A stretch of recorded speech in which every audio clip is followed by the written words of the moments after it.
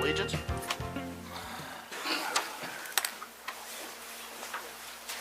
Pledge allegiance to the flag of the United States of America and to the republic for which it stands, one nation under God, indivisible, with liberty and justice for all.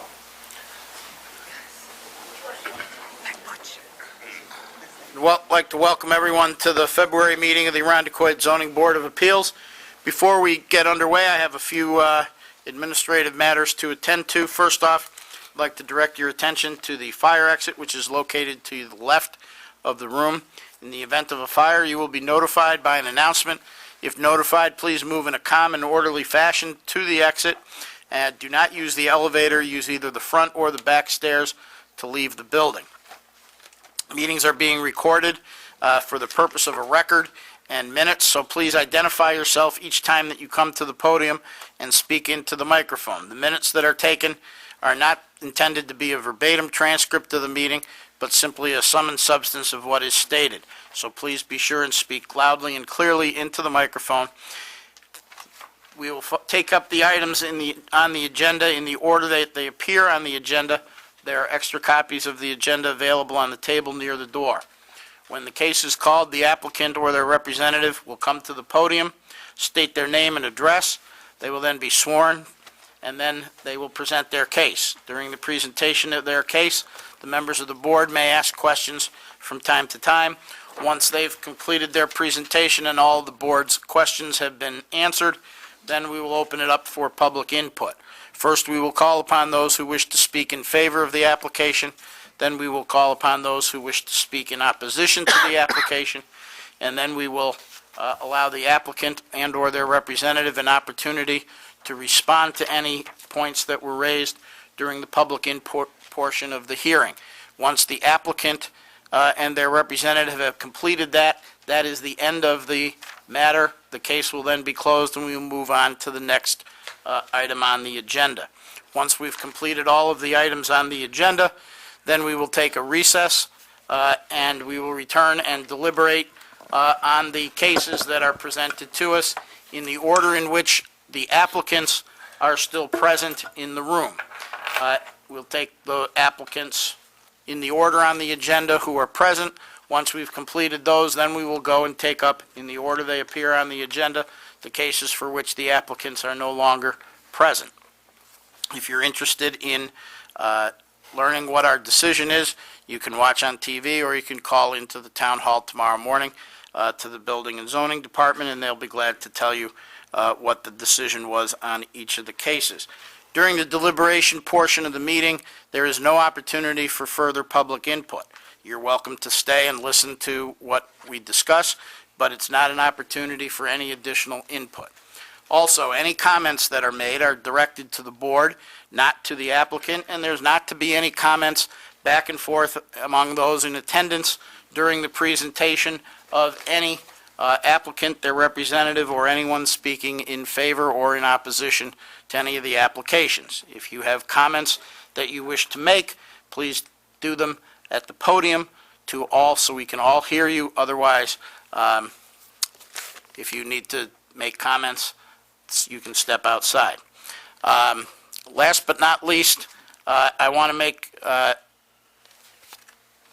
take this opportunity to make just a general observation. Many of you may be aware of the fact that most of us, if not all of us, actually go out and look at the address and the neighborhood of each of the houses that appear, each of the properties that appear on the agenda.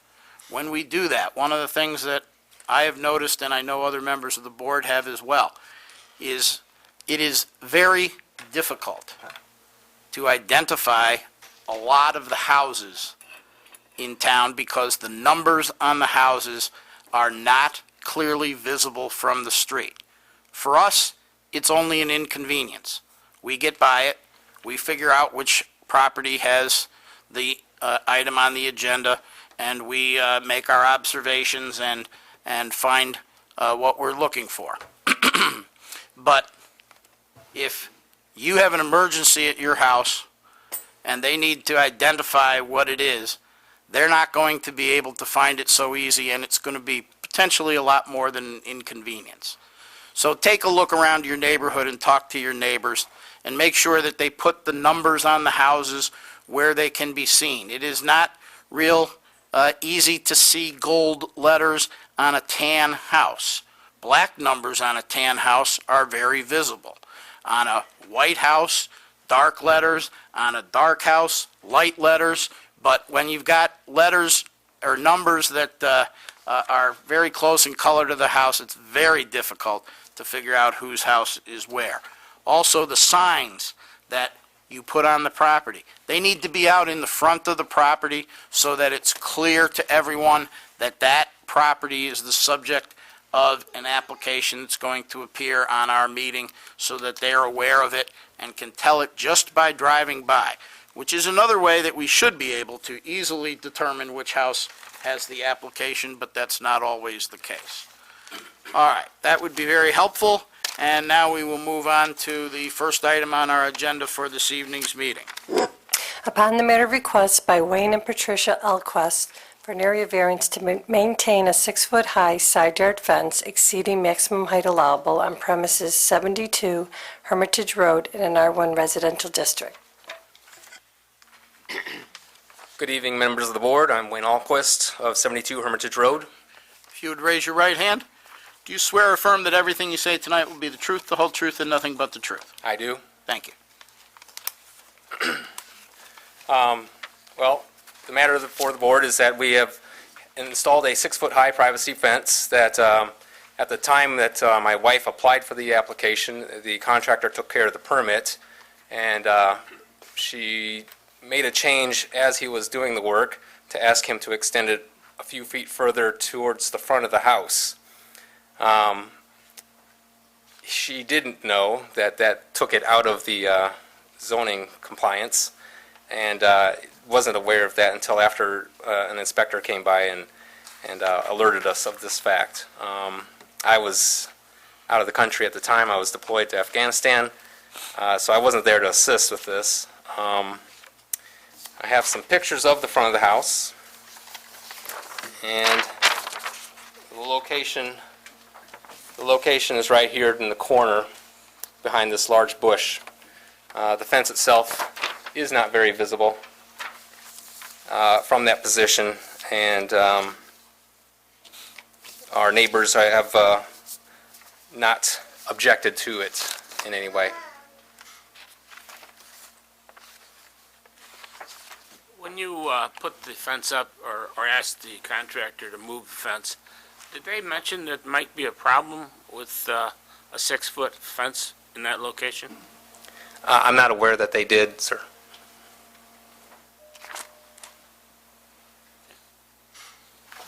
The bush currently covers almost all of it. That's correct, sir.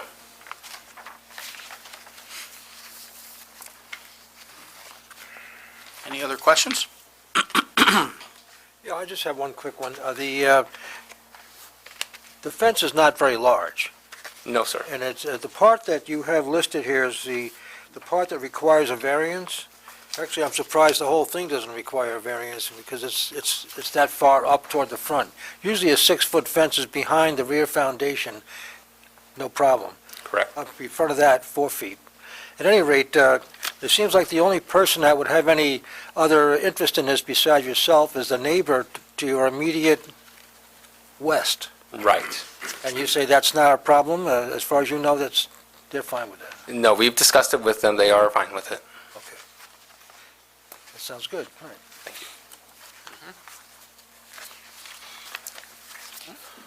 you. Is there anyone here that wishes to speak in favor of this application?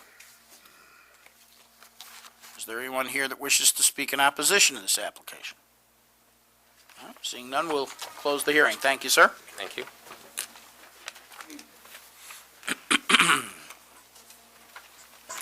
Upon the matter of request by Patricia Cotting for an area variance to maintain a shed with less than required side setback on 37 Corley Drive in an R3 residential district.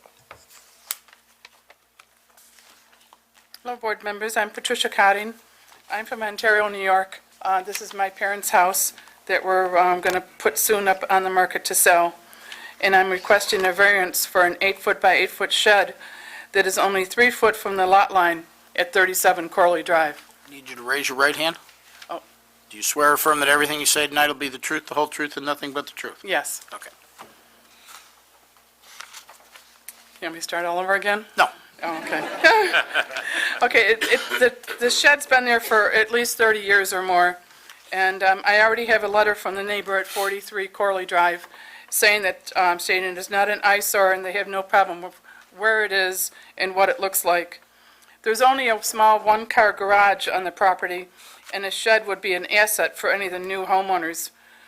And as you can see in the pictures, everyone has the pictures, or? Yeah. Okay. That it's not an eyesore, it's not something that's fallen apart, it's not something that's fallen down, and it's not blocking anyone's view, and it's still in pretty good working order.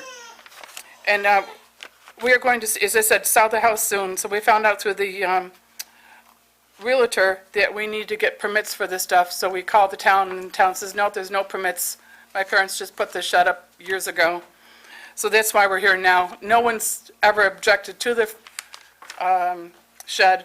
It's just that we found out that they never had a permit for it. Assuming that we're okay with leaving it where it is, would you have any objection to a condition that says that when the shed is completed its useful life, that its replacement will be located as required under the code? That would probably be up to the new homeowners. Well, no. Should we put that in writing? We could put it, it would be as a part of the condition of approval. Would you Okay. have any objection to that? No, I don't have any objection to that. I mean, I'm assuming that it's already probably outlived its anticipated life, so. Yeah.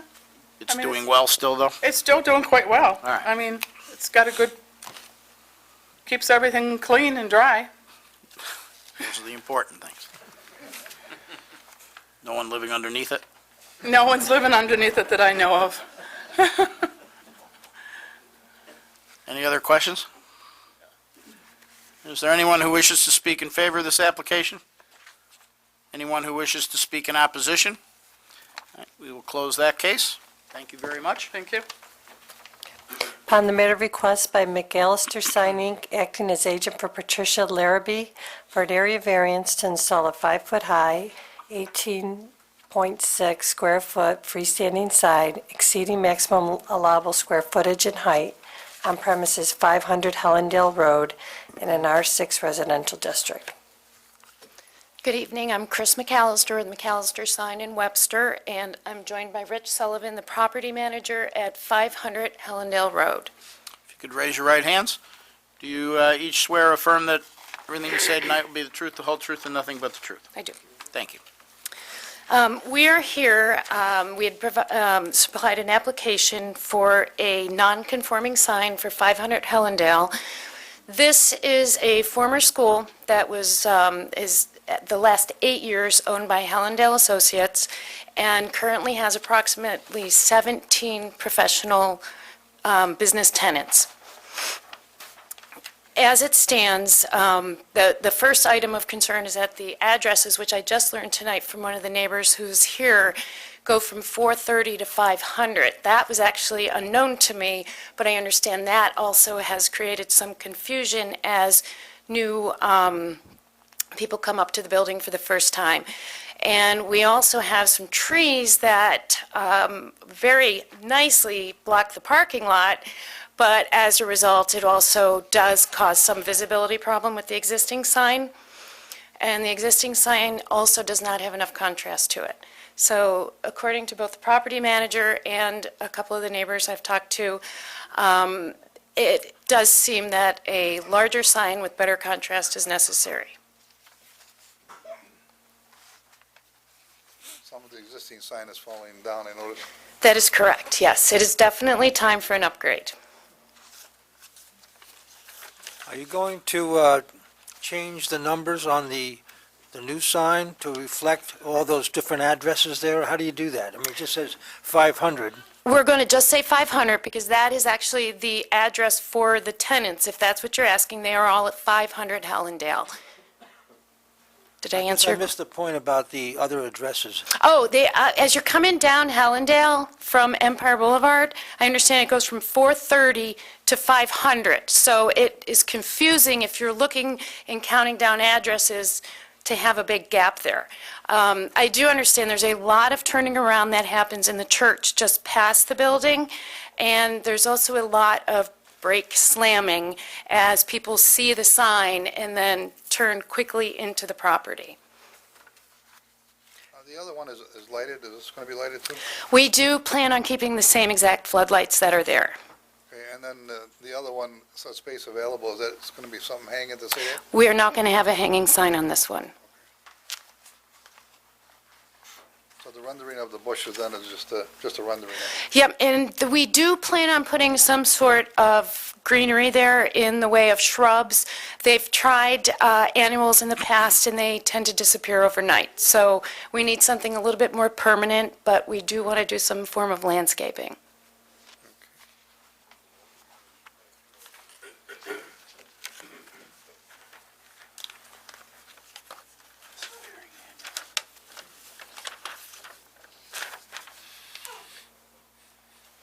Anybody else have any other questions? All right. Is there anyone here who wishes to speak in favor of this application? Is there anyone here who wishes to speak in opposition to this application? All right. Seeing none, we will close the case and move to the next item on our agenda. Thank you. Thank you.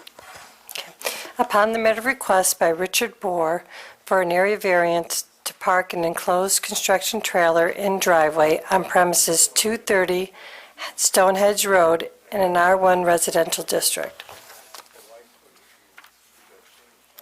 Hi, I'm Christina Arnone. I'm the homeowner at 230 Stonehenge Road. And I'm Richard Bohr. Raise your right hands. Do you swear or affirm that what you say tonight will be the truth, the whole truth, and nothing but the truth? I do. Thank you. We purchased our home 2.5 years ago. It's our first home, and didn't realize that we needed a variance to park his enclosed trailer in our driveway. Excuse me a minute. If we could keep the noise in the conversations to a minimum, it's difficult to hear with the background noise. If you need to have a conversation, if you'd please step outside and have it, and then you can come back in when you're done, so that we can pay attention to what's going on with the case. Thank you. A few things that were outlined in the letter of intent include the fact that his business, he's a construction, he builds sunrooms and basements for a living, require him to use this enclosed trailer for business purposes. In the past, he has, while we were living in North Carolina and Florida, used paid-for storage facilities and had his trailer broken into, stolen, and all of his tools stolen, which set him back quite a bit. For that reason, it was something that we had considered and decided that it was unsafe and that it would definitely impact our ability to pay our bills if something like that were to happen again. A few of the things that I noticed in some of the letters that were addressed from our neighbors were the fact that there were 2 enclosed trailers parked in our driveway at one time. At one time, for a few days, there was a second trailer. It was the owner of the company that Rick works for. And it is not something that we've had back in our driveway since, nor is it something that we plan to have back in the driveway. There's just one trailer, which is owned by Rick, that we are asking for this variance on. We park it next to the boat, which, as I know, there is it's legally parked in our driveway in the rear of the driveway. And the trailer is not in our driveway at all times because most of the time it's actually on a job site, which is where it is now. So if any of you have driven past our driveway in the past few weeks, you would not have seen this trailer, for about 5 or 6 weeks at a time it's actually used. Did you have anything to add to this? Okay. I don't think there was anything really. Actually, there was. We have plans to plant arborvitae bushes alongside our driveway to block the view of the trailer and to kind of create some privacy for ourselves and for our neighbors. I've actually spoken with our neighbor Steve, who is our immediate neighbor to the other side of our driveway, and Steve is in favor of our keeping the trailer in our driveway, wished us good luck tonight at the hearing, has no problem with the trailer or with the arborvitae. And so it is our hope that we would be able to continue to keep the construction trailer in our driveway for work purposes. When you say the arborvitae's, where were they, you talking about up here? Yes, to Yeah. the right of the driveway that you're viewing right now. And we then would back like to the property line. And then a few bushes on either side of the driveway. We haven't had time to plant them since we did just move in 2.5 years ago, but it is our plan to do that this summer.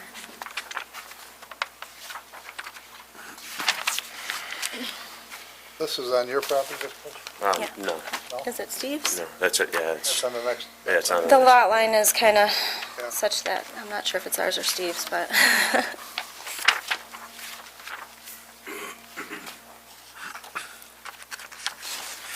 My question is, if this application was to be denied, what, do you have a plan? I mean, do you have any alternative solutions to this problem? well, the cost of keeping the trailer at a storage facility is something that economically is hard for us to manage. As I said, we have done that in the past, and it resulted in him actually not being able to continue his business. We moved back to New York, where our families are from, because his tools were all stolen, and we needed to purchase them from start. It put us in a very bad position. Is the trailer So- insured? It was insured, and this trailer is insured, yes.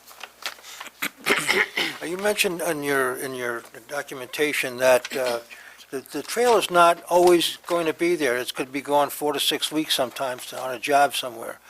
And I guess my question is, isn't there the same risk of theft under these conditions as you ran into in Florida, or is there something different about it now? well, There- the tools most of the time, and that's mainly what I have inside there, they go into the customer's house inside, and then mostly what we keep in there is like lumber and other building products. Right, so when it was kept in the storage facility, it encompassed all of the tools at all times, and as he said, now that he's parking the trailer on the job at a customer's home, for example, while he builds the sunroom or basement, those tools do go inside. My last question, I promise, is how did you find out that this was outside the realm of the code? We actually received a letter and a phone call from the town. It was at the time that we had 2 trailers parked in our driveway. Again, really, we just had no idea, having never bought a house before. But as soon as we were contacted by the town, the second trailer moved, and we were told that we needed to make an application for the variance. So we came down here and did so. You mentioned the boat is legal where it's parked? Yes. I would also like to mention that the trailer does meet the required size of the construction trailers. It is below the size requirements. Actually, the trailer's almost smaller than the boat. It is. Yes. How long is the boat parked there? The boat's there year-round, Year-round? unless we're out on it in the summertime. Okay.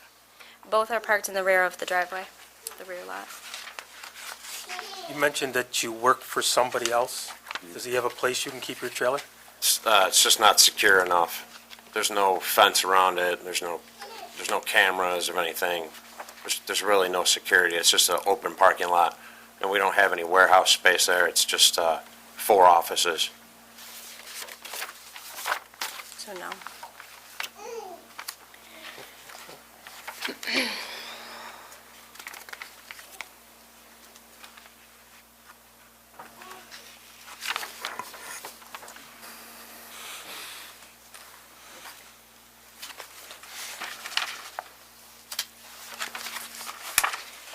Any other questions from the board? Is there anyone here to speak in favor of this application? Is there anyone here to speak in opposition to this application? Line up. Come up to the podium. Please state your name Yeah, thank and you. your address.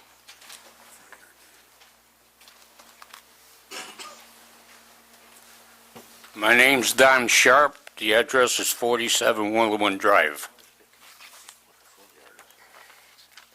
Am I talking too loud? Nope, you're fine. No.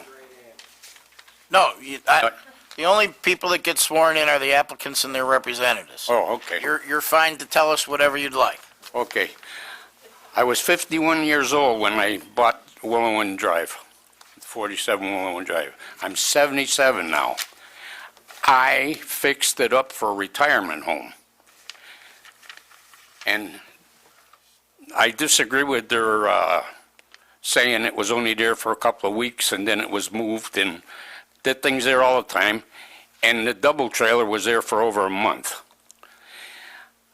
I'm out around the yard and walkers come by and they say, Don, you told us that boat was going to Mendon. His sister's got 5-6 acres. I says, yeah, that's what he told me.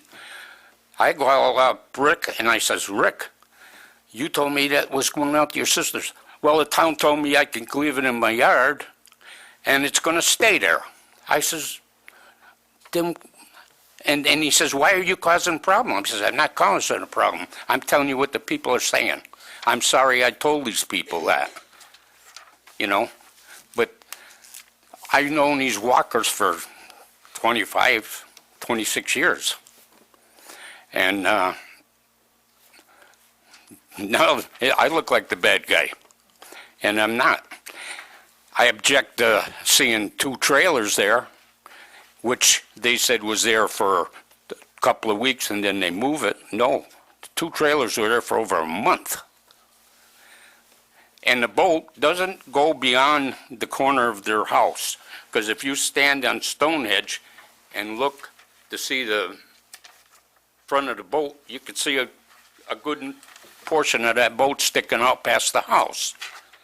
There's no way they can back it up any further. They're going to go on the people next door's lawn. But I mean, you know, we got a lot of old folks in our neighborhood. And of course, Rick doesn't agree with us. He don't care about this neighbor, this neighbor, this neighbor. He told me right to my face. And I told him, Rick, you got another enemy. I says, you got an enemy in me. I says, these are old folks, and we've been here a long time, and we're going to be here a long time after. And we're not going to put up with a bunch of bulletin boards. That's what they are. These are a bunch of commercial vehicles with signs on them, and they don't come and go every day.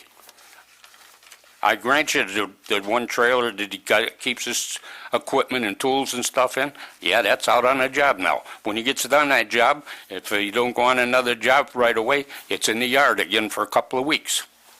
I mean, why do we have to live with that? And we bought the house, the fellow on the other side of me, next door to me, he fixed his house up. It says a retirement home. He put a lot of money into his house, new windows, everything. We all do. I stuck a fortune in my house. The lady next door to me, she stuck all new windows in that house and everything new in there. She's our age. She thought she had her retirement home. She looks out her window and that's all she sees is these vehicles and a big boat, which was supposed to go to Mendon, but it didn't. Okay. I'm done. Thank you. Thank you. Next.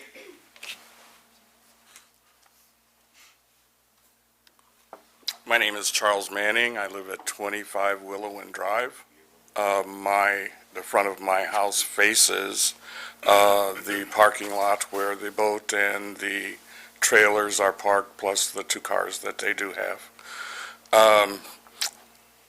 I can understand wanting to secure my tools and to make sure that my property is safe. However, I do not personally want to look out my window and see an advertisement for a building project or a construction company.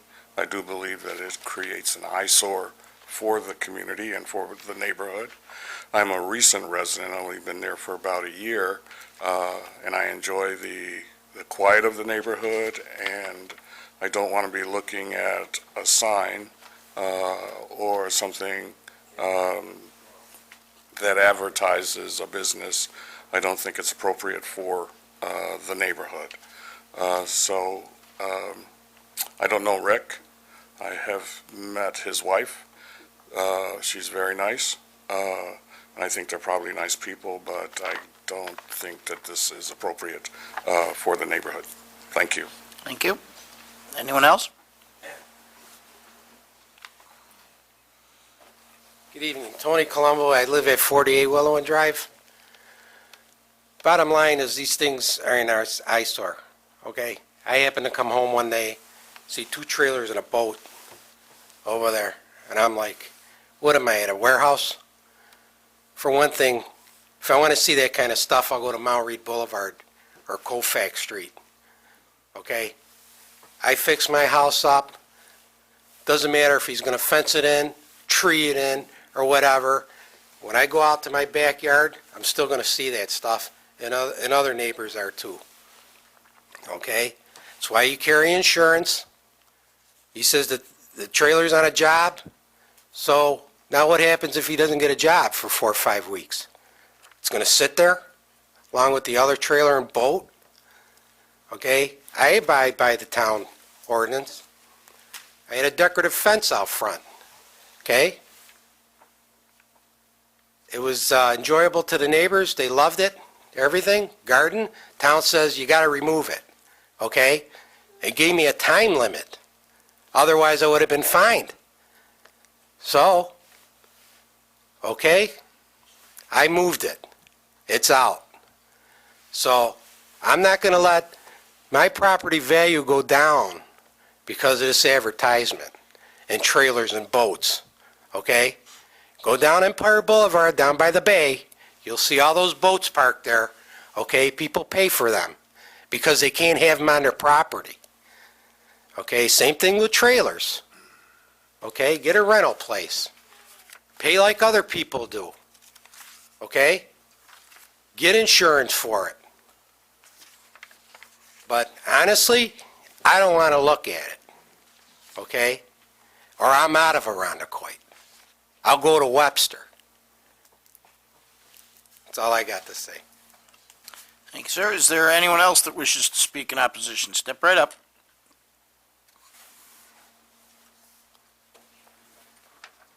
Good evening. My name is Michael Toth. I'm at 57 Willowen. I just want to simply say that it's a residential neighborhood, and I'm not quite comfortable with the feeling that it gives a commercial flavor to the neighborhood. Beyond that, I don't really have a major objection, but it's a residential area, and when you drive by it, you feel like you're in Henrietta. It gives a commercial air to the neighborhood, and that's my only objection to it. Thank you. Thank you. Anyone else who wishes to speak in opposition? No? Does the applicant wish to address any of the points that were raised during the public input portion of the hearing? All right, step right up. I guess we have one vote in favor of Webster and one vote against Henrietta. Well, I certainly understand everyone's feeling on the matter, and thank you for sharing your concerns. I did notice one recurring theme, and it is mentioning a second trailer that I have already addressed is not ours and has not been there. In fact, as far as, I think I heard mention that that trailer had been there for a month or a few months, and the town, I'm not sure if you have record of the fact that the town had sent us a letter with a deadline to move that trailer, but we did meet that deadline, and it was within, I think, 10 days. So that trailer has not been back since, and this discussion is regarding... There's no plans for it to come back either. Yes, there are no plans for it to come back. This discussion is regarding just the one trailer, and as I had mentioned, the boat is parked legally. It's a very nice boat, so I'm not sure why it would be called an eyesore, but that's everyone's opinion. And so that's really all I have to say on that matter. Is the present trailer that you're trying to keep there have signs on it? The side of the trailer is vinyl wrapped with his BFS logo. It is parked sideways next to the boat, which is why I feel that arborvitae would provide the necessary coverage from the neighborhood. The front of the trailer has nothing on it, so neighbors directly across the street, for example, wouldn't see anything on the front except the the trailer hitch.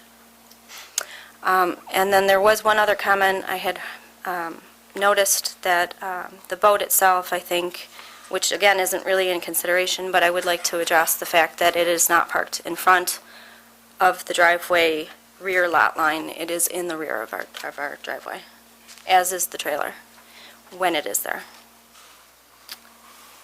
When you bought the property, did you buy it with the intent of using that area for these vehicles? I mean, it looks like it's perfectly conducive to it because it's wide open, it's easy to get to in and out. Well, we certainly considered, before purchasing the home, it's our residential home. We have no plans of moving. Although we're in our 30s, we've been putting a lot of money into fixing up the inside of our home and have spent, and in fact, I've been keeping a book of all of the money that we've spent, replacing floors and replacing lighting and replacing electricity and replacing everything. I feel the same as the people in my neighborhood, that it is a very nice neighborhood. It's comfortable, and I want a nice home. In fact, the first things we did was to put new lighting outside on our home, which some of our neighbors had specifically commented on liking us to do. So I think we're on the same page with wanting to keep the neighborhood looking nice, respectful, and again, of course, making sure that we follow the procedures in applying for the variance.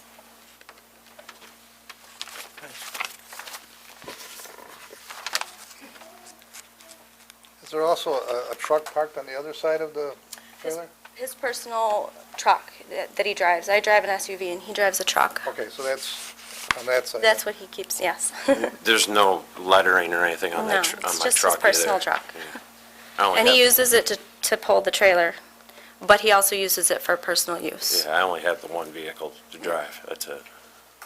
One of the problems is that it's on a corner lot, Mm-hmm. and it And it is very open. In fact, I think that there was a tree cut down before we moved in, which I wish had been left remaining, and we do have plans again to re-landscape so that it's a little bit more private.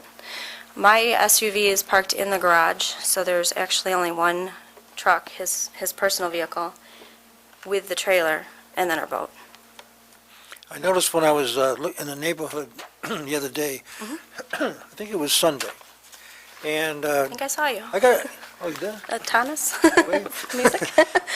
I was not pleased by even the look of the boat, to tell you the truth. I saw that, I go, whoa, that kind of jumps right out at you, that big boat It's a large there. boat. But I also noticed that there is another property, and maybe more, I didn't go through the entire neighborhood, that have work vehicles parked in the driveway. I'm sure you've noticed that too. Yeah. I mean- Another electric company and Quite that a type of few. thing, and I didn't know if that person has a permit or if that's okay to do, but I had to sympathize somewhat with the comment about the looks of the neighborhood being, the residential part of it being eroded away by these other vehicles that are in there. And I don't like to use yours as the straw that broke the camel's back kind of a thing, but you do see that kind of thing around town. And it really isn't pretty, no matter where you go. It may be convenient, but it's not necessarily pretty. But I think in your case, thought should be given to what the neighbors really would like to see, and possibly maybe some kind of a compromise worked out where the visual effect is not so glaring as soon as you come around that corner, boom, agree. there it is, kind of thing. Oh, I That's my agree. thinking. And, when I purchased the home with Rick, I feel the same. We would very much like to have a nice private view, Obviously, nobody wants everybody watching them, and as I said, I can understand the feelings of the neighbors, which is why we have plans to re-landscape and plant these arborvitae bushes this spring. At the earliest, as soon as weather permitting, that is one of the very first things that we're going to be doing. How tall will they be when you plant them? Well, I guess it really depends on, I'm going I don't for know like much about at my least a arborvitae. minimum of 6 feet at least to start. yeah, so we'd like to see they'll them catch grow, up. but Because I know you can get them small, I think is 2 feet, which wouldn't do a I don't lot think for that would several make years. a very big difference for our neighbors. Right. But I definitely feel that, and as I mentioned, having spoken with the neighbor right next to us, I ran by not only the trailer, but also the arborvitae, just to make sure that that was something that he would appreciate looking out on, and he thought that it would keep the deer away from his house, so he was happy. But yes, I think a little bit taller trees would make sense.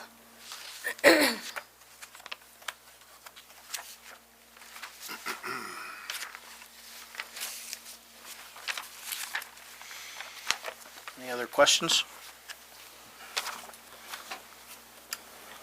All right, we will close this case and move on to the next case on our agenda. Thank you. I don't have a question, but the comment about I can't read the sign from my house is incorrect. I wasn't speaking to you, Charles. I was speaking to the person directly across the street. I know you're at a kitty corner, but I feel the arborvitae may help. We closed the case, I'll reemphasize, the order in which we take them is that the applicant and their representatives address the board. Then those speaking in favor of the application address the board. Those speaking in opposition address the board. Then the applicant gets to rebut. That's the order we go in, and then the case is closed. So I'll reemphasize that, and the case is closed. Thank you. Next case. Upon the matter of request by Alma Kane for an area variance to continue operating a home occupation upholstery business from her garage on premises 82 Bristol Avenue in an R1 residential district. Alma Kane. Diane Varioli. If you'd raise your right hand. Do you swear or affirm that everything you say tonight will be the truth, the whole truth, and nothing but the truth? I do. Okay. I had a business on 2256 Hudson Avenue. Because of family issues, I have to move the business in the house. However, I've been doing upholstery for about 15 years, and I always worked out of my house. I used to work in East Arundequay on Salem Road, and I used to work on Thomas Avenue out of my home. Most of the work that I do is for interior designers. When I had the shop on Hudson Avenue, I have some family issues that forced me to move the business to my house.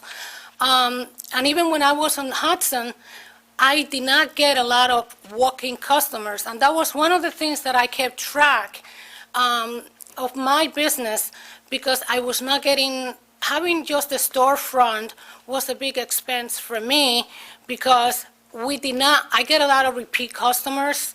And I read some of the letters that some of the neighbors send, saying that talking about traffic. I don't get a lot of traffic in my house, in my address. I don't get a lot of traffic. I have customers that with the year, they have become my friends. And sometimes they have little things for me to do. Now, when I have a couch or I have something like that, I go in my van and I go and pick them up and I back up in my garage. Sometimes they have a small chair and I say, come on over. But it's not like it's a business that I have some of the things that says here that I have 4 customers at a time in my house. That is not true. Also, most of my close neighbors, they support me 100% and they are all here. I only have one neighbor that opposed that I am working out of my house, but she did not have an issue when I was offering her a job and she was in my garage for 2 weeks. She did not have an issue being in my garage, and she did not have a problem me working out of my house. Once it was determined that she was not going to work for me, she went to one of my neighbors and started talking about me, and she made some comments, and then short after, she came and she called the town. You know, she's been in that house for 4 years. Her yard is a mess. It was a beautiful yard. It was a landscape, professionally landscaped. She turned it into a jungle, and nobody complained about it. She talks about cars and trucks. I do work for a group of interior designers, which is Sedgwick. Right now, I'm doing a job for Highland, which is not a permanent job. They come, they take, I'm doing the chairs on the waiting room, so they come and they bring me 4 chairs. I'm done, they come and bring me 4 more. I'm almost done with that job, so that's not a permanent. UPS, today the Federal Express truck was in the neighborhood. It wasn't for me. This lady said that everything that moves on Bristol Avenue comes to Alma's Upholstery, which is not true. Everything that moves, even the school bus, I have to call the police on her because my ex-husband have terminal cancer, and we have some friends coming over to visit. So they called me and said, Alma, you need to know this. Your neighbor stopped us outside asking us what were we doing there. Like if I'm running a crack house or something like that. What are you doing there? Are you friends or you doing business? So they called me and they let me know. I called the police on her because what is she going to do? Now she's going to come inside my house and run my house too?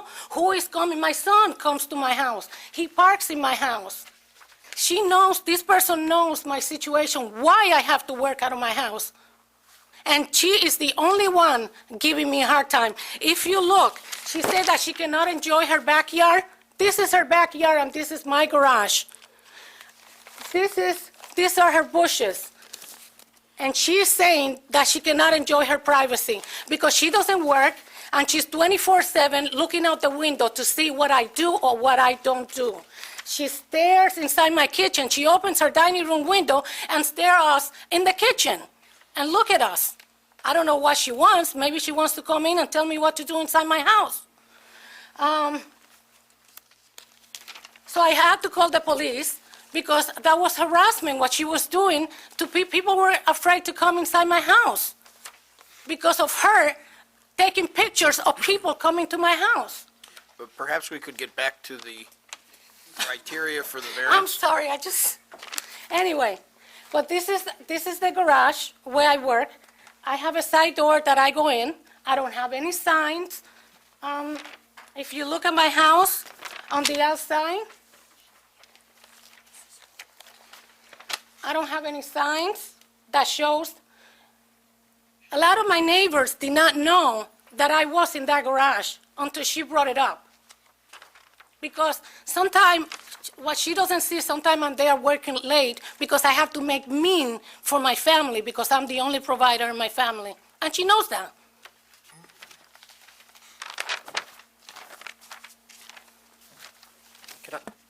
Can I just ask a question, just of Donna, point of clarification? If she did not ask for the variance, she could still operate the business out of the main structure of her home, and all the vehicles could still come and go as they're coming and going right now. Do I understand that correctly? Well, right, there's 18 criteria, and one is you can't occupy more than 25% of your total gross floor area of the main dwelling. So that answers that question. And as far as cars coming and going, the code's very specific, how many customers can come, and the hours in UPS trucks. So let's see, I think,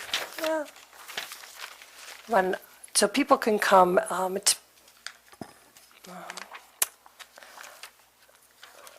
okay, the number of clients hosted by the home occupation shall not exceed the rate of 2 per hour and shall occur only between 8 a.m. and 6 p.m. Monday through Saturday. And then there's a rule for servicing by trucks with 3 axles or more shall be prohibited. All serving by trucks such as UPS or other vehicles shall occur only between 8 a.m. and 6 p.m. Monday through Saturday and not exceed the rate of 6 per day. So those are the criteria for everyone who wants to do home occupation. So the variance in this instance is just for the location of the home occupation to be in the outside of the main dwelling? Correct. You're not allowed to do that without consideration of the board. Right. Thank you. I have another question for you, Donna. What's the difference between this application and a use variance application? Well, a use variance would be if it was not a permitted use at all in this district, and home occupations are. I see. So that's a difference. The attorney probably could answer that better. I think that's clear. It's a permitted use to have this home occupation if it were in the main dwelling. And I think from what we've heard, probably this would be a permitted use. They would still have to file an application with the town to have a home occupation. And that would be subject to the staff approval. But the only criteria to consider here is that it's not in the house, and that's where it falls into the area variance. Thank you. Done? That was my only question, particularly because there's a different set of criteria for those two different variances. And I want to make sure my own mindset was correct in how we look at this request for a variance. So I understand that now, but it's the garage is the issue, really. Okay, I'm fine. Dan, just a little point, if this were to be granted, they would stay with the property also, that somebody else could do something in the garage? No, it's, Home occupation, Yeah. if you have a home occupation, the code specifically cites that when the owner of the occupation moves or ceases the occupation, then it does not transfer.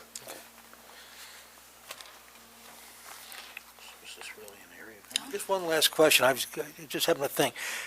Didn't I see Alma's upholstery shop somewhere else, like around Titus And Avenue? I was on Titus Avenue first, Yeah, and then I moved to Hudson Avenue. okay.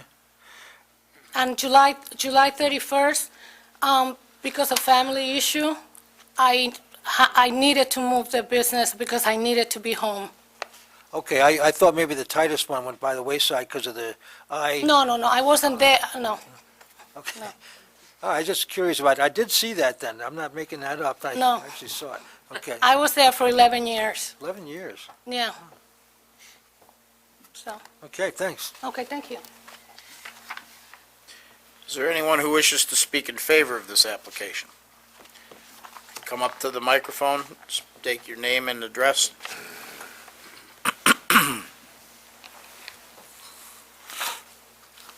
Hi, my name is Gisela Hoffman. I live at 85 Bristol, directly across the street from Alma. In regards to the traffic, I have small kids. There's no traffic. There's nobody ever parked in front of my house, and I'm directly across the street. I didn't know that she was even in her garage until she told me one day that she moved her business to her house. I wasn't even aware. And I've been there for 6 years. I never even knew of the transition. That's how transparent it is. You can't even tell she's there.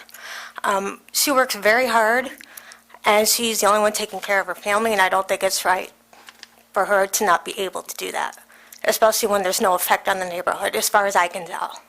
And I'm directly across the street. That's it. Thank you. Thank you. Next.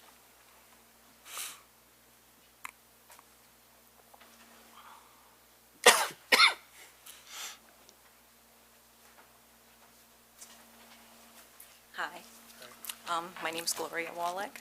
My name is Michael Wallach. Good evening. We live at 93 Bristol Avenue, and we're kitty corner from Alma. And Michael is retired, so he's home all the time. And I work 3 days a week, so 2 of the days out of the week I'm home. My comment is that I totally support what she's doing. And as far as traffic, we have more of an issue with traffic at the tot lot during the summer hours if we're concerned about vehicles, medical vehicles coming through. But I don't begrudge anyone the tot lot either, so I just want to say that I do support what she does. It's not an issue at all as far as traffic or anything else. And she's quiet. It's a quiet business. And because I'm retired, and so I'm usually there most of the day, and on occasion I'll visit Alma, and as far as noise, she has a television in there while she's working. The television probably makes more noise than her staple gun. And as far as UPS traffic, trucks or anything like that, I mean, FedEx truck the other day, I thought, oh my God, it's going to Alma's house. We're going to have a picture taken here or something. But it didn't. It went down the streets, several neighbors down. So UPS trucks, FedEx trucks, school buses, we have it all. It's a small street, but it's really not an issue at all. I think, And as far as another thing, sorry. No, go ahead. As far as, we have 3 cars between the 3 of us, between the 2 of us, sorry. And I count him twice. And when our families come over, we have maybe 4 or 5 vehicles in our driveway. And I don't think that, I wouldn't want someone to think, God knows what's going on in our house. I don't want anyone counting vehicles in my driveway. And I don't want anyone counting vehicles in hers either, because she has family as well. and Alma is, she's very conscientious about the customers that do come over on occasion, and she makes sure that that she comes out to greet them, and they'll head into her garage, into her shop. With her cushion? Most of the time, I see a cushion, and once in a while, I'll see a small chair. Again, because I'm retired, I do get to see a lot, and as far as I'm concerned, I don't have any objections to her trying to earn a living and continuing with her business.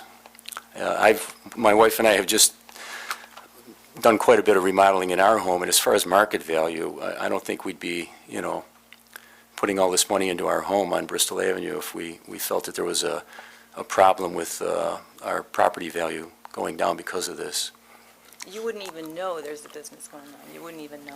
As a matter of fact, there's a couple that just moved in, a young couple that's on the west side of Alma, Dan and Natalie, and I had spoken to them. I went over to introduce myself, and they had no clue that there was anything going on. And their house, their kitchen backs up. It's probably, 200 feet right from her shop, and they had no clue what was going on over there, so. That's it. Thank you. Thank you.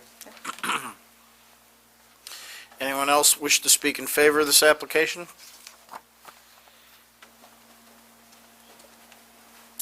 Hello, my name's Robin Hondorf, live at 98 Bristol Ave, just a couple houses down from Alma. Like other people have said, I had no idea she was even running a business out of her home until she came and said something. I have not noticed any difference in traffic. Like we said, the tot lot does get more traffic than anything else on that street. I see no reason why she shouldn't continue with her business. Thank you. Thank you.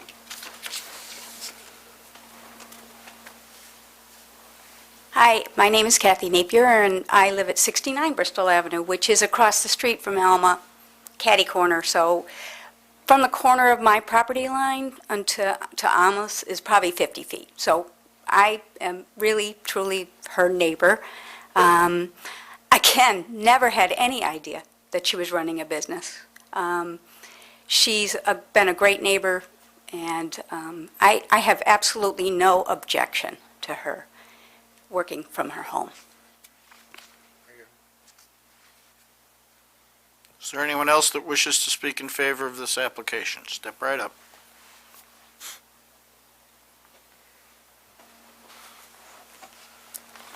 Good evening. I've known Alma for around 9 years. Could we have your name and address, please, sir? Sure, my name is Dan Shum. I live at 112 Imperial Circle. Thank you.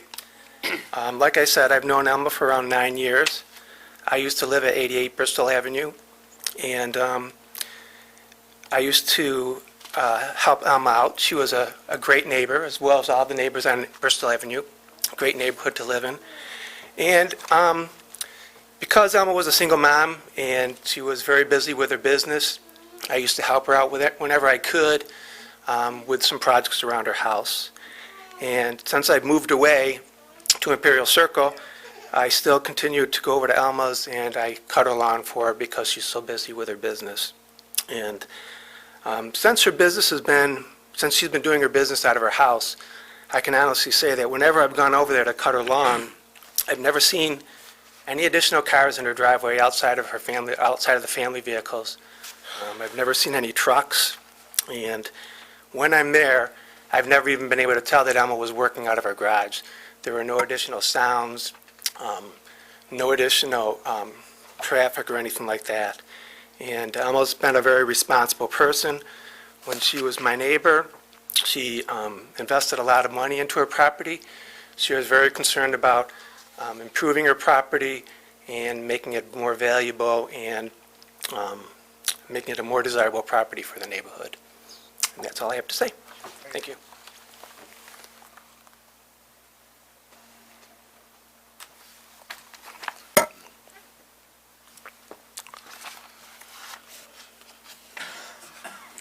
Hello. My name's Christine McBride. My parents are Mike and Gloria that came up a few minutes ago, Wallach. I was one of the interior designers that Alma did some work for. I'm at my parents' house a lot. I can honestly say Alma's property is immaculate, probably one of the nicest on the street, quiet, respectable. I sometimes would bring some pillows, nothing crazy. That's really, I just want to let you know, it's such a clean, pristine home that's so meticulously taken care of. She's quiet, she's respectful. My parents love her. I love her as well.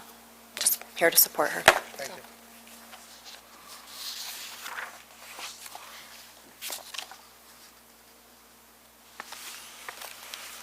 Is there anyone else that wishes to speak in favor of this application? Is there anyone that wishes to speak in opposition to this application?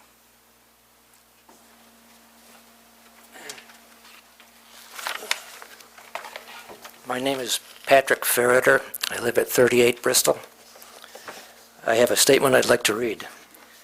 According to the Arundequoit Town Code, Article 4, Chapter 235, one of the permitted uses in an R1 residential neighborhood without a variance is a use called home occupation. For example, a doctor's office. This business requesting the variance is not a home occupation. The home occupation allows one employee, 2 clients per hour between 8 a.m. and 6 p.m., 6 service trucks per day, parking in the driveway, not in the street. If a variance is granted for the business to operate, how much of these numbers might occur? Parking on the street has already occurred. The allowed 6 trucks and 20 clients per day would be too much for this neighborhood. Not that it will occur, it could. It's allowed. A variance is required when a homeowner's business is conducted in the garage rather than the home. This home versus garage is immaterial to me. What is material is the possibility of traffic, noise, visual blight, reduced quality of life, and especially the reduced value of homes surrounding the business enterprise. This affects all of us on the street. The zoning board has received letters from neighbors and written comments of a real estate agent stating in great detail the negative impact of an active commercial business on a neighborhood.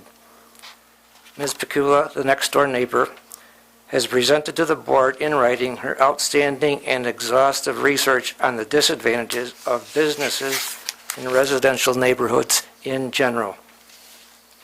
And she, being right next door, has been living up close and personal with the activities of this business.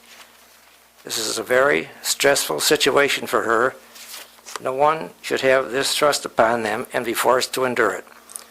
If Ms. Pecula's house should go on the market, how much will she have to lower the price in order to sell it? And who would buy it? And the answer to that question is not nobody.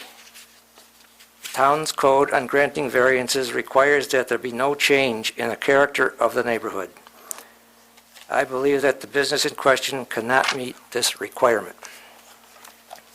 Done.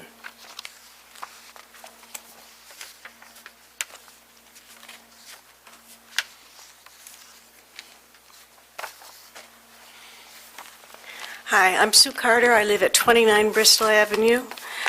We regret that we object to the granting of a variance for a home occupation to be conducted from the garage located at 82 Bristol Avenue. We have resided on Bristol Avenue for 35 years. Bristol is a relatively quiet residential street characterized by well-maintained family homes. We feel strongly that granting this variance request would forever change the nature of our street. property values would be negatively impacted.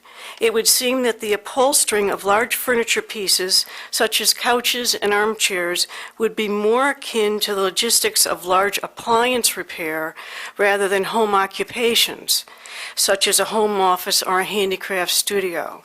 We have noticed an increase in the number of large trucks and other vehicles parked or unloading on the street in the area of 82 Bristol. This increased congestion is in close proximity to the tot lot located on the corner of Cooper Road and Bristol Avenue. In good weather, there are often 3 or 4 cars parked in front of the tot lot, loading and unloading young children as area families make use of this special area. Increased traffic and parking congestion in this area may well pose added risk for young children. When cars are parked on the street on Bristol, traffic is frequently reduced to a single lane. On 2 occasions in recent months, we've had to maneuver our cars around neighbors' parked cars and delivery trucks unloading furniture onto the street in front of 82 Bristol. A dangerous situation was created in both of these instances, as it would not have been possible for larger emergency vehicles, such as fire trucks or large van-style ambulances, to drive past.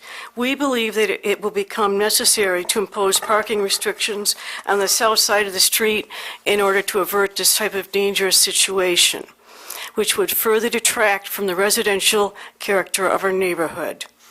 In closing, we feel the impact on property values, traffic volume, parking, children's safety, and future quiet residential nature of this street will all be negative if this variance request is granted. We are sympathetic to the circumstances under which the homeowner has had to close her store. Really very sympathetic, but feel strongly that in the long run, all interests would be best served if the business were relocated to a more suitable commercial site. Thank you.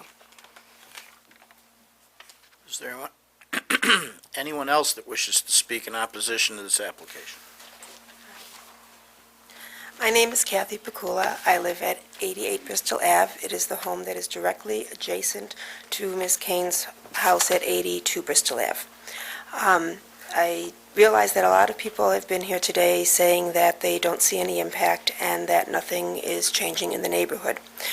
My house is directly adjacent to her driveway, and someone I know was out at Elmas, was it you?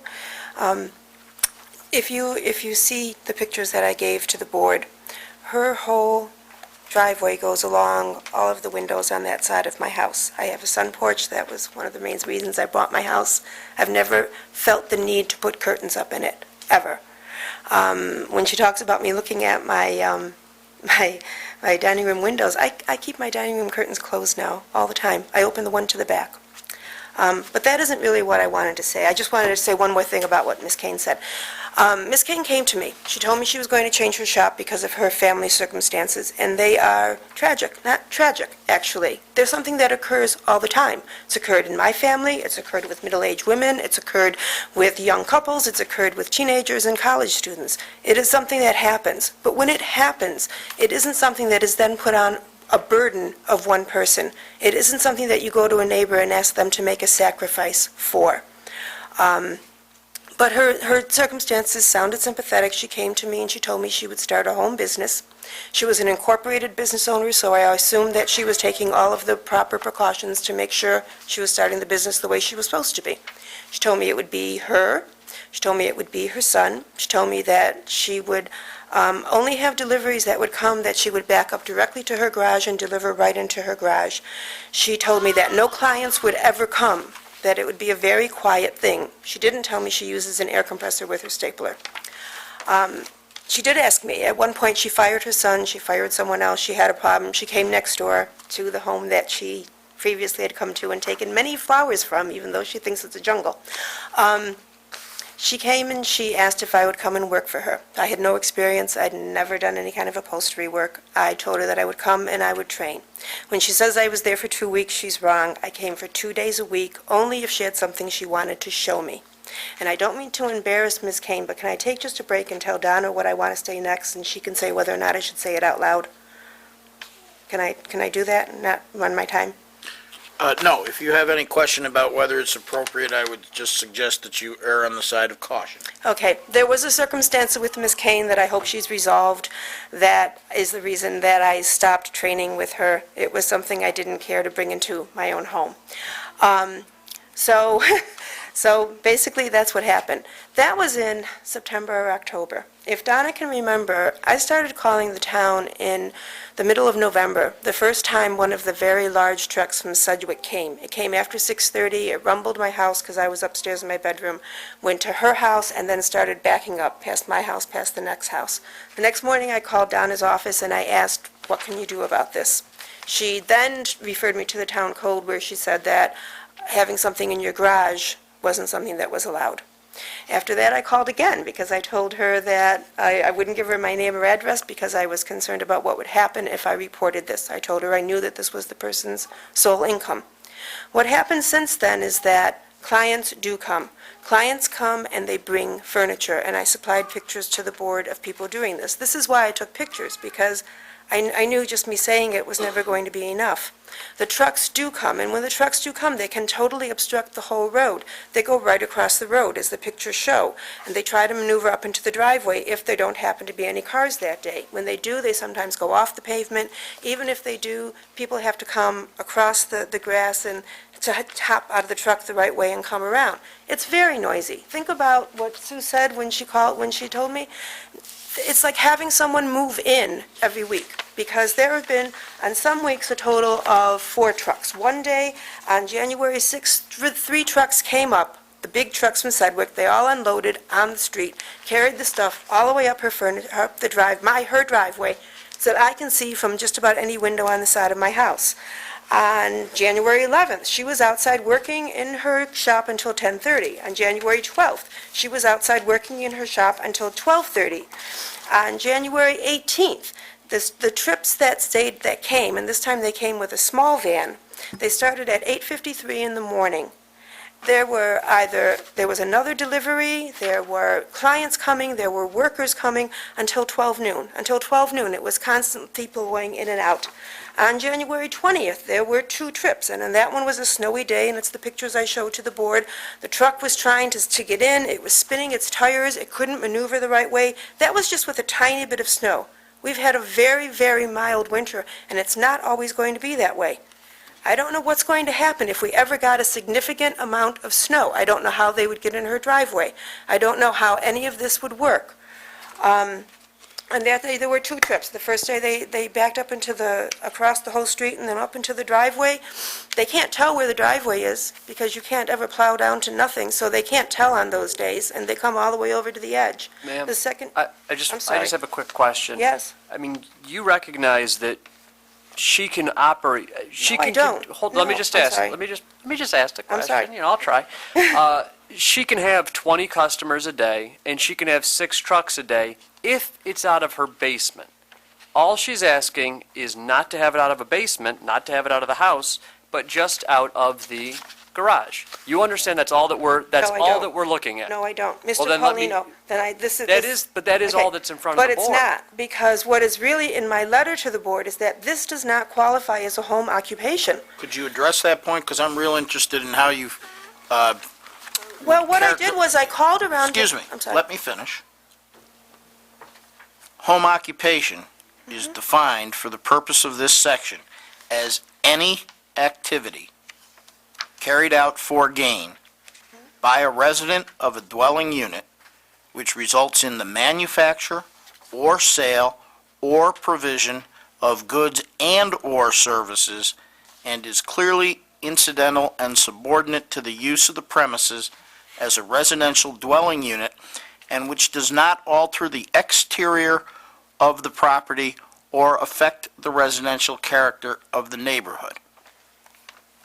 That is the definition of home occupation in the town code. Can you please go further in the town It goes code? on, and it says that all home occupations shall be conducted wholly within the main dwelling unit, exclusive of any accessory structures. That is the point that's before us. As Mr. Polvino pointed out, it could be done in the basement. It could be done in the living room and the dining room.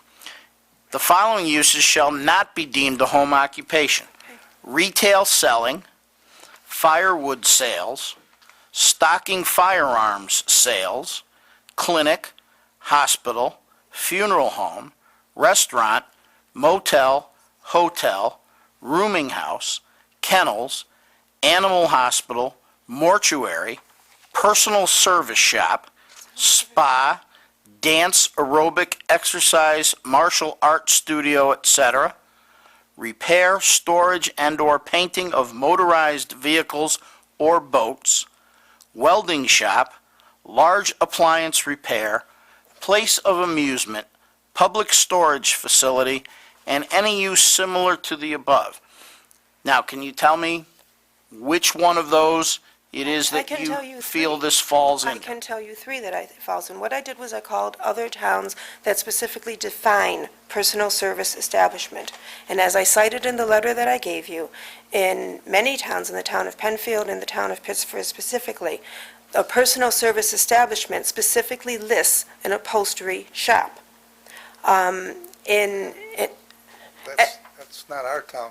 But because I understand that, sir, But that's the problem. but the problem is that you just list personal service shop, and you don't define it in any way. Excuse me? The town board passes the ordinances, and the town code is enacted by the town board, not by our board. Our board is responsible for determining whether or not something is in compliance, and if it's not in compliance, whether or not it is appropriate to grant a variance. Then can I... This variance is governed by a standard. This is an area variance. It relates to conducting this operation, which could be conducted inside the home, from the garage instead of from the home, and the standard by which we are bound by law to operate is whether or not the homeowner has demonstrated a practical difficulty. So if you could address why it is you feel it's not a home occupation, and the difference between conducting it from the garage as opposed to the living room and dining room. Okay, why I think it's not a home occupation. The reason that personal service shops are something that's put on there is that a personal service shop very often requires the delivery of larger goods. It might use machinery or some other kind of machinery that isn't normally accustomed to be used in a home, such as an air compressor with a stapler.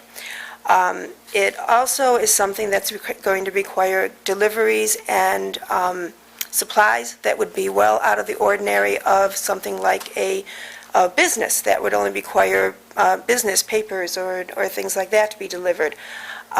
It also requires, much like, also not only just a personal service shop, but it's also like a large appliance repair, which would also require to have trucks that come that deliver this large, bulky thing that have to carry it from the truck either to the home or to the garage, up and down, making noise. Also requires that either that machinery might be used with it. Again, the idea of personal storage, part of that is if she has people coming and bringing things and delivering them, it's being stored somewhere. But the other part of personal storage is the bringing of it to the establishment, unloading it, taking it to the garage or the house, and then they also unload things that are in the garage or the house, and they bring them back to the trucks. I can't believe that this is really something that should be going on in a residential area.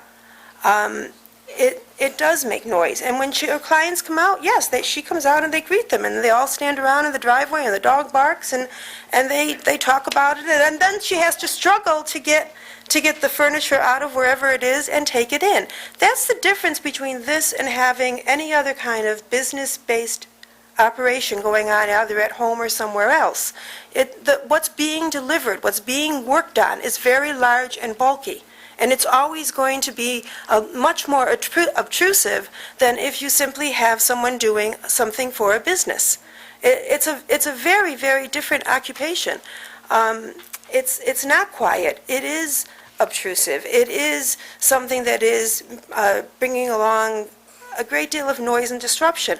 Also, what really, really concerns me about the idea of it being in the garage especially is that she does work very late hours. I don't know if other people, and I tried to address the idea of workers, I have no idea how many people actually work there. Her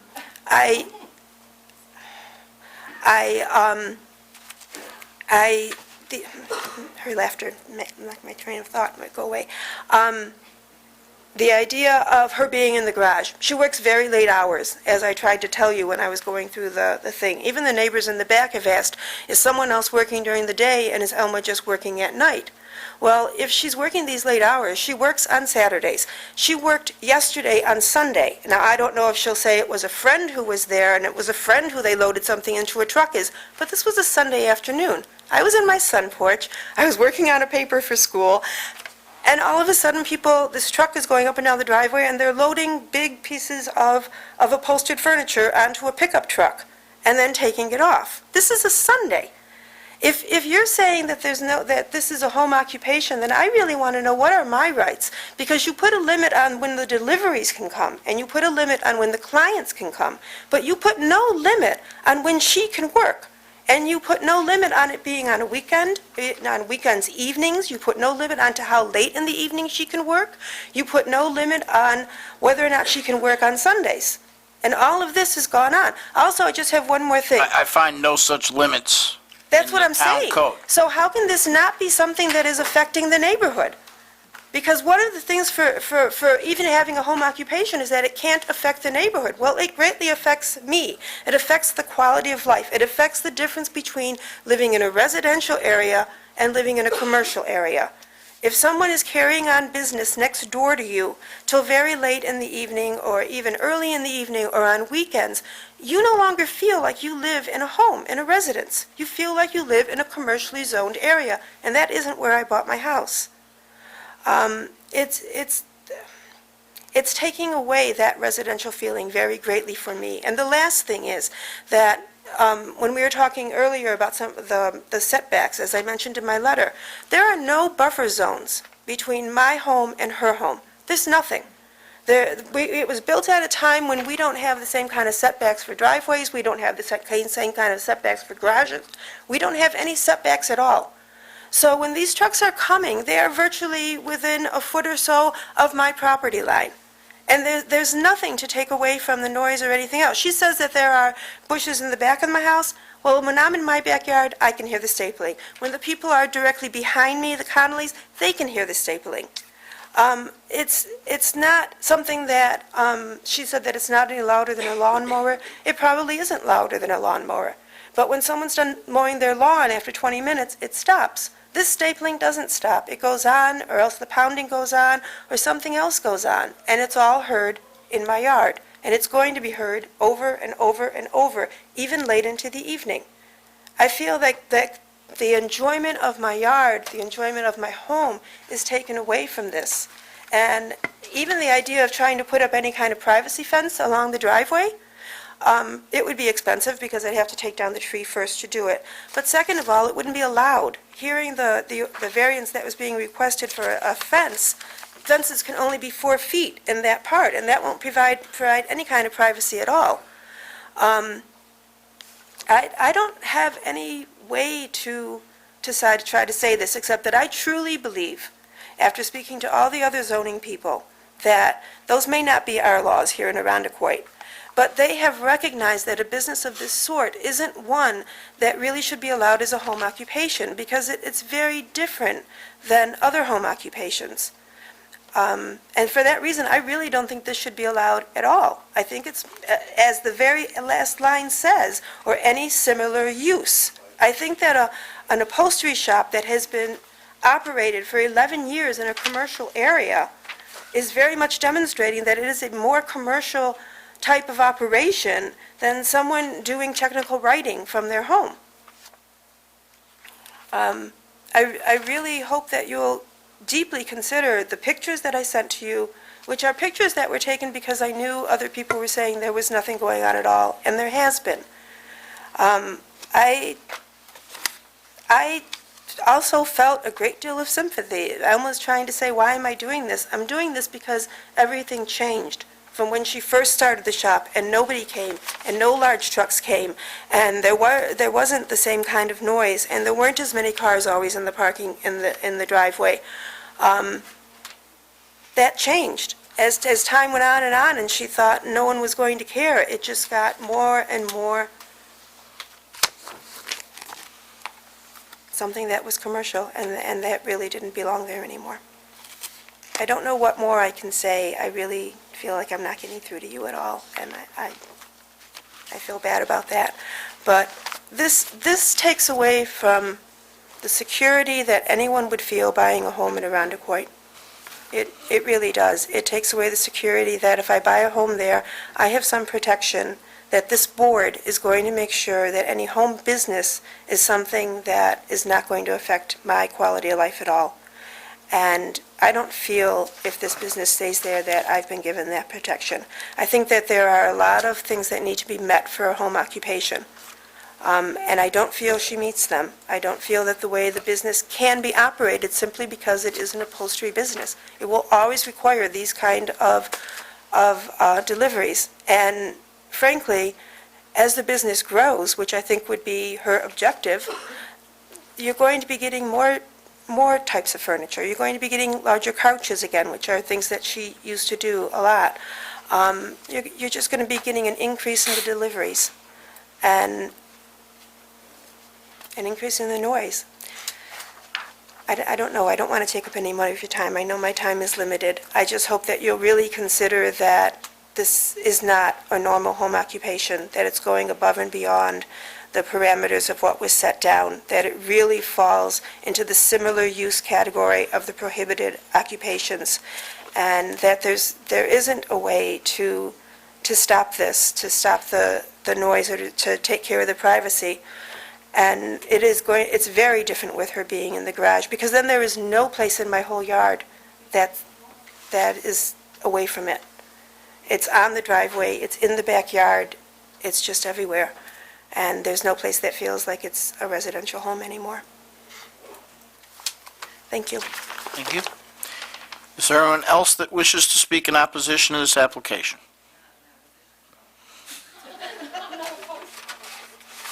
All right, would the applicant like to address the points that were raised during the public input portion of the hearing?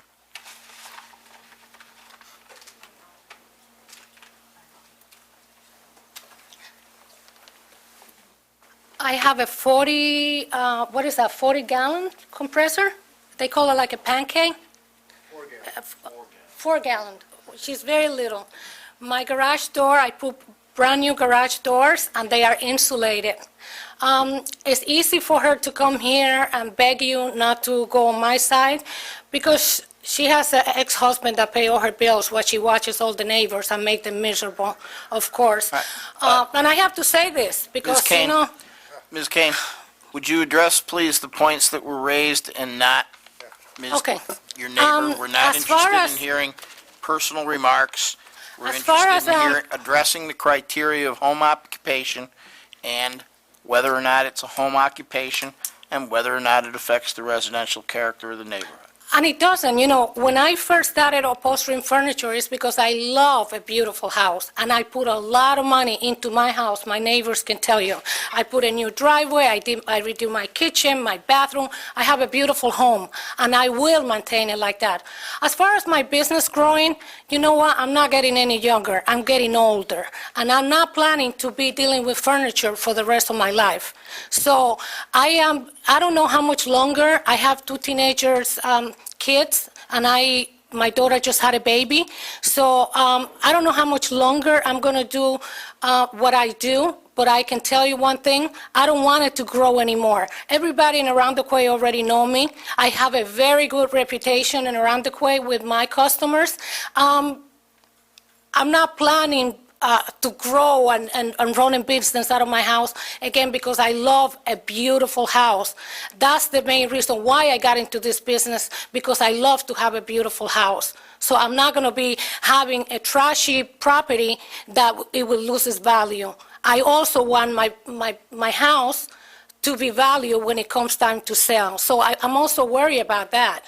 You know, I'm concerned about that too. and I'm planning even to landscape this spring. I'm planning to landscape the front of my house to make it beautiful. You know why? Because that is my showroom. As far as customer coming, like she said, customers are coming into, I mean, if it's the way she said that people are coming to my house, let me tell you, financially, I should have been doing better than what I'm doing. According to what she said, all the customer coming into my house, no. It doesn't happen like that because it did not happen like that on 2256 Hudson Avenue. Right now, what I do is, because I'm not stupid, if I have a customer coming, I'm making an appointment for another customer coming, I change it to Saturday. I say, can you come Saturday? I'm not booking people to come into my house at all time of the hours. The truck that she mentioned that came and shook her house, that was a truck no bigger than UPS truck. I mean, what are we talking about? A trailer, one of those trailer tractors that are on the highway that is shaking houses and disrupting the neighborhood, and all the houses in the neighborhood are shaking? That doesn't make any sense. I mean, what kind of business? What am I doing then on Bristol Avenue? I must be doing more than upholstery then, if I have trucks and boxes and huge thing coming into my house. I just get rolls of fabrics. UPS, I order a roll of fabric like this thick that UPS bring and leave it on my door. I don't have any packages and anything huge that people have to roll into my driveway. It's not like that at all. It's not any different from any other neighbor getting a package. Again, I say today Federal Express was in my next door neighbor's house. Should I complain because the Federal Express went to their house? Should I complain because a friend went to visit my neighbor? Or two friends went to visit? Should I count from now on? Should I count the neighbors? How many people go into their houses? Should I complain about the playground in the corners and the people that park? Ma'am, I'm sorry, but... I mean... Yeah, sorry. Please. I'm getting excited because this lady is trying to tell me how to run my house. All right, but we're in... One question, when she mentioned about working late midnights or whatever, is that often or what? No, not at all. You see, Dan, he mows my lawn. I did a trade with his wife, Patty. She works. She knows Patty. She knows who was in my driveway yesterday.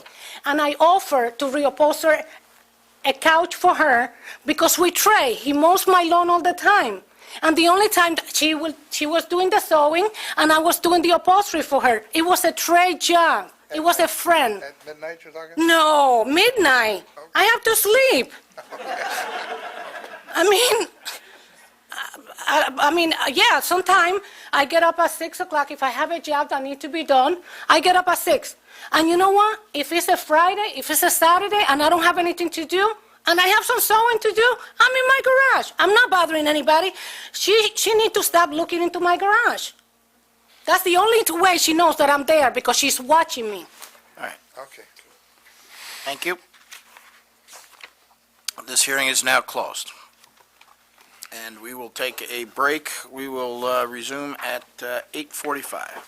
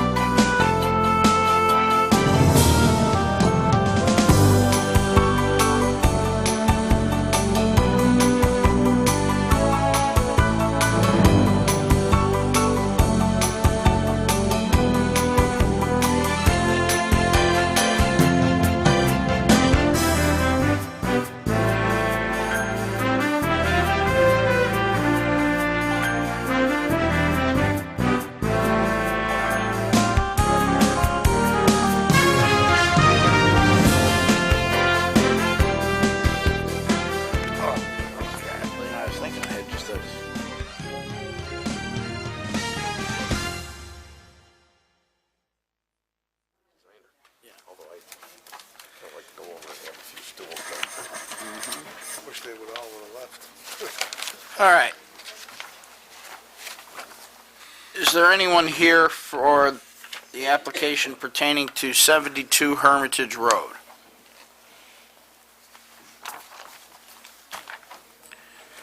Is anyone still here for the application pertaining to 37 Corley Drive?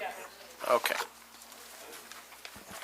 Is there anyone still here for the application pertaining to 500 Hellendale Road?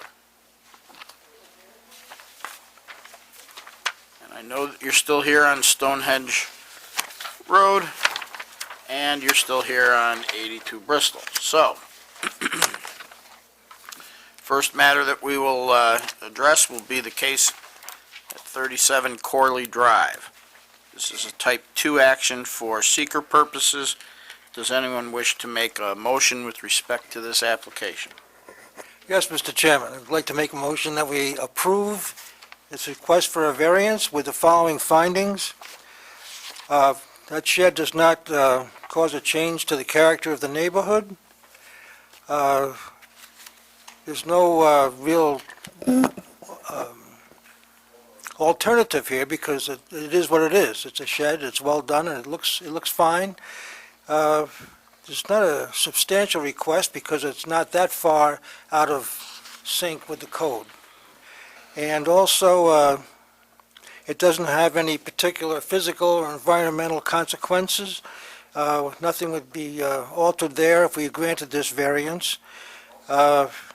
And I think the situation was inherited, it wasn't built by the current owners, and should be an asset to future owners, so the self-created question, in my opinion, doesn't really come into play with regard to this application. I'll second it. Mr. Thomas, can we add on, I think it was our chairman's question about when it does come time to replace the shed, that a new shed has to fall within the correct parameters of the code? Yes, I would agree with that 100%, yes. So I'll put down that any replacement shed is to be located in accordance with the code. Yes. Good. Okay.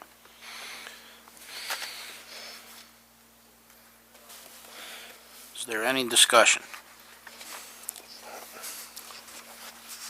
All those in favor say aye. Aye. Any opposed? Any abstentions? Motion carries. Vote of 6 in favor, no opposed, no abstentions. 1 board member is absent.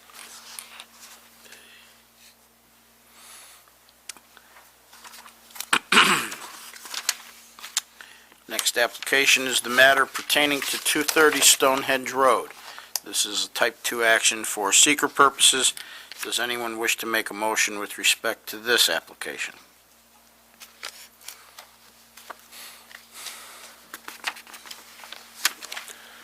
Mr. Chairman, I will make a motion that we deny the application for the variance.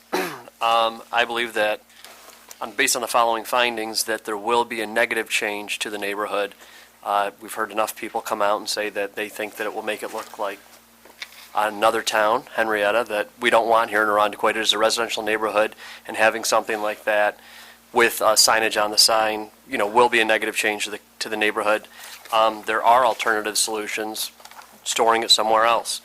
The requested variance would be substantial, and it will have, will not have an adverse effect on the environment, but it will have a negative impact on the neighborhood, and the situation is entirely self-created. So, make the motion that we deny the variance, deny the application. I would second that. Any discussion? Well, this is a tough one. We were talking about it, how could we possibly make this work? We were trying to figure out if we could figure out a way to soften the visual impact and all that type of thing. The problem with this particular situation, the way things are set up, it's a corner lot, so you can see the whole backyard from around the corner. I forget the name of the street. Willoween, I think it is. Willoween. But you can also look all the way down to about a half a dozen at least backyards, just because there's no fences, there's no trees, there's no nothing. It's quite open and quite barren. And I think that the neighbors in this case make a good point. I would like to have been able to figure out a way to grant this variance for the very, very good reasons that were given for it, but I'm going to have to support the motion that Mr. Paulino made because it is just a very difficult thing to do, and I have to lend somewhat of a sympathetic ear to the neighborhood. Any other discussion? I'm going to clarify this because it might sound confusing. A vote of aye is a vote to deny the variance, because the motion is to deny the variance and the vote is whether or not to approve the motion. So all those in favor of approving the motion to deny the variance, say aye. Aye. Any opposed? Any abstentions? So the motion carries by a vote of 6 votes in favor, no votes opposed, no abstentions.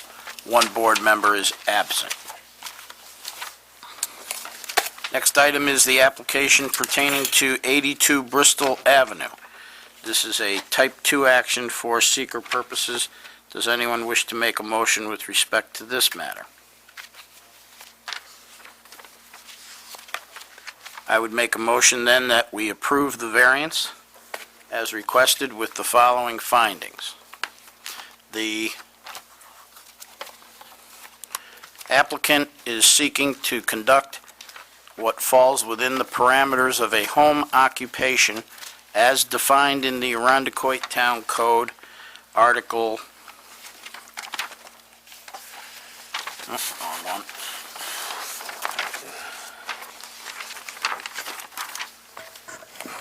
Okay, it's 235-8F as in Frank. I'm just trying to find where it's, Do you want there the it is. code? I've got it. All right. The applicant seeks to have an area variance to allow her to conduct what is defined under the Arundecoit Town Code in Section 235-8, E, or F1, as a home occupation in the garage, which is a detached structure from the residence, which would be a variance on the conditions set forth in F2B, that it be conducted wholly within the main dwelling, exclusive of any accessory structures. The applicant has demonstrated that there is a practical difficulty, and we've heard a number of people who have testified. Many of the immediate neighbors have indicated that they were unaware that there was any activity being conducted from her premises. The next-door neighbor indicates a significant awareness of the fact that she's conducting a business from the garage. The granting of the variance will not result in any significant change to the neighborhood character. The alternatives that don't require a variance would be that she conduct the business wholly within the residential structure, and that is not something that is necessary or perhaps desirable given the nature of her home occupation, and the garage is more suited to that. It is not a substantial request. There's not going to be a substantial negative effect on the physical or environmental conditions if granted. The situation is not self-created by her. To the extent that it's self-created, that's not a significant factor in determining whether to allow her to conduct the home occupation from the garage as opposed to the house. We also, in addition to all of the public input that we had, received a letter from the fire marshal for the town of Arundecoit, who made observations of the findings and conclusions that it poses. It's a small operation and has no significant hazards or danger to the property, structure, or neighborhood, which indicates that it's not using as prohibited the use of offensive noise, odors, vibrations, smoke, fumes, heat, or dust detectable beyond the premises.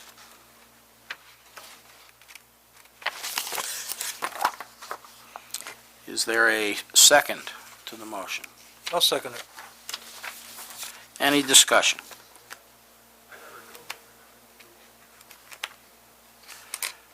All those in favor say aye. Aye. Any opposed? Motion carries by a vote of 6 members in favor, no opposed, no abstentions. 1 member remains absent.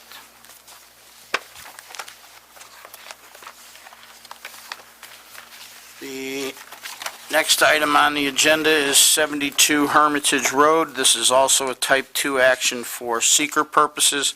Does someone wish to make a motion with respect to this matter?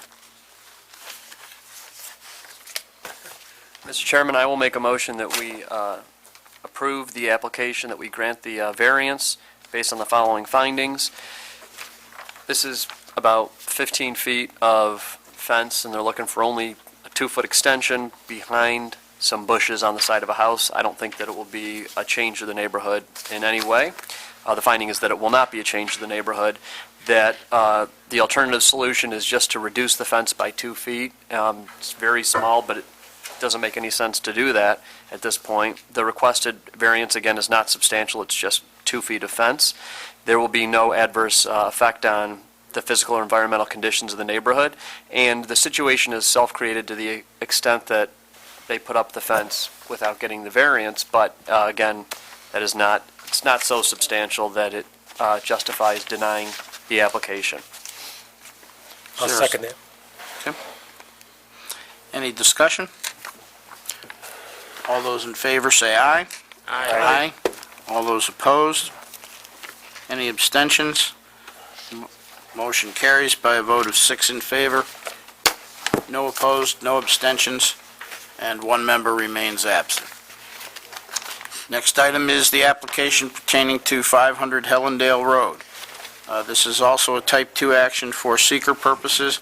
Is there anyone that wishes to make a motion with respect to this application?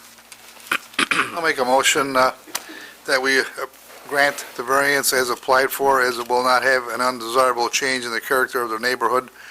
I believe there cannot be any feasible alternative, as what they are planning on doing is a lot more attractive than the existing sign that is presently there. And I believe the requested variance is not substantial, and the variance will definitely not have an adverse impact. In fact, I think it will improve the physical, environmental conditions of the neighborhood, and I believe the alleged difficulty is not self-created. I'll second that. Any further discussion? All those in favor say aye. Aye. Any opposed?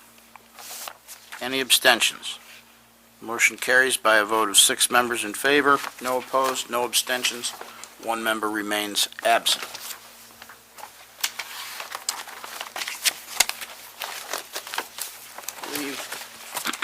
Did everyone receive copies of the draft of the minutes from the December 5th meeting?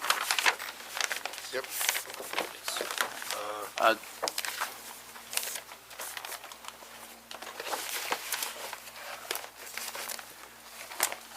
Yes. All right. Email? Yeah. I'd make a motion that we approve the minutes as prepared. I'll second the motion. Any discussion? All those in Sorry, favor who's say second? aye.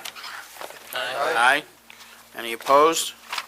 Motion carries by a vote of 6 members in favor, no opposed, no abstentions, and 1 member remains absent. Is there any other business to come before the board?